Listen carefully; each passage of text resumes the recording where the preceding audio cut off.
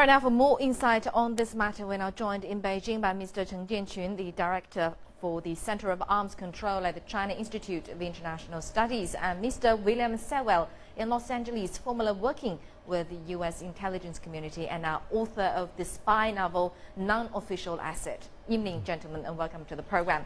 First of all, Mr. Sewell, from your point of view, what impact will this matter have on the international level, and how will it affect U.S. relations with other countries?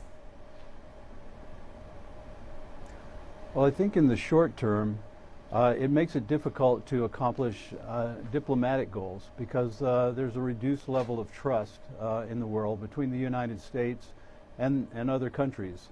So it makes it a little more difficult to negotiate treaties such as trade negotiations, arms control, that sort of thing. But I think in the long term, what's happened here is the methods that the United States uses to ferret out terrorists and look for bad guys has been compromised, and now they know what we know, and they can work around it, and I think that puts us in a bad situation. And Mr. Teng, what's your take on this matter? How should China respond to this scandal, well, if at all? Yeah, I think this is really a tough test for the central government.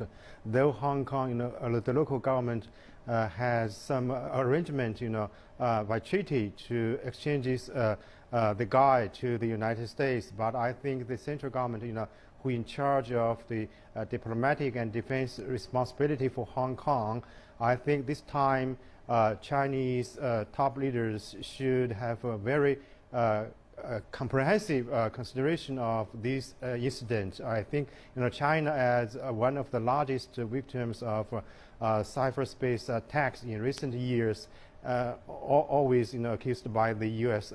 officials and some experts.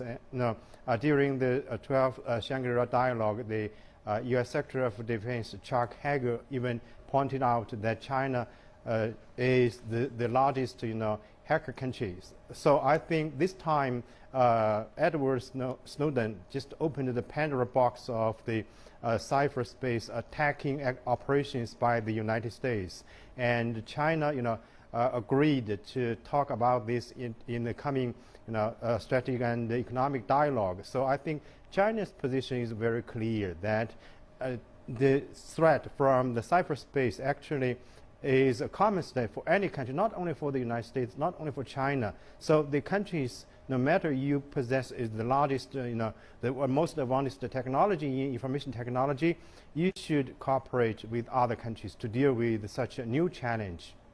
Well, Mr. Sewell, in terms of public reaction in the U.S. right now, do people actually approve of this kind of surveillance programs? Well, as the poll showed, some people do approve, some people don't. Most of the country, I think, is undecided. And where we have to really look internally as a society in America, and perhaps in the rest of the world, is where do we strike a balance? We're looking for the balance between security and privacy. And the unfortunate thing is you can't have both at the same time, at the same level. So to get more security, you have to give up some privacy. And as we look around the world, I think people in other countries are dealing with that same issue. And it's kind of exacerbated by the amount of cybersecurity and cyber snooping that goes on around the world. There are things going on as we're having this conversation about the balance. There are things that are going on that we don't know about, and it may be that's a good thing, but we do have to struggle with this this whole conversation about what is the balance. How much privacy do we really want to give up in the name of security, and how secure are we in giving up our privacy? And I think that's why many people in the United States are undecided, because we just don't know the answer to that. And Mr. Teng, there is indeed rising concern regarding global cybersecurity. Is there a way that this problem can be solved? Yeah, I think this is really a new challenge for the international community. As we all know, the cyberspace actually is the fifth domain for our social life, with the wide use of the spread of information technology. And the military, of course, will be involved in this domain.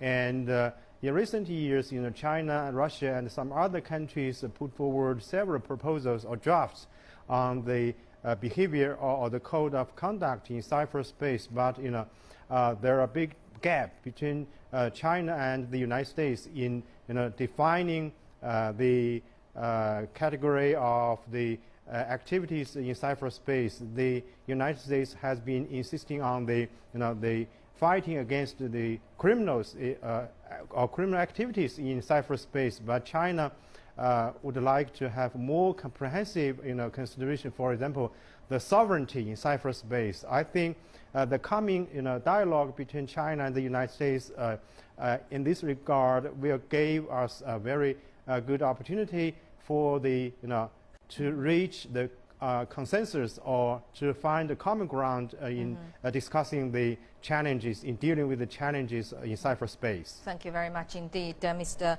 Teng Jianqun, the Director for the Center of Arms Control at the China Institute of International Studies, and Mr. William Sewell in Los Angeles, formerly working with the U.S. intelligence community and now the author of the spy novel Non-Official Asset. Thank you very much indeed, gentlemen.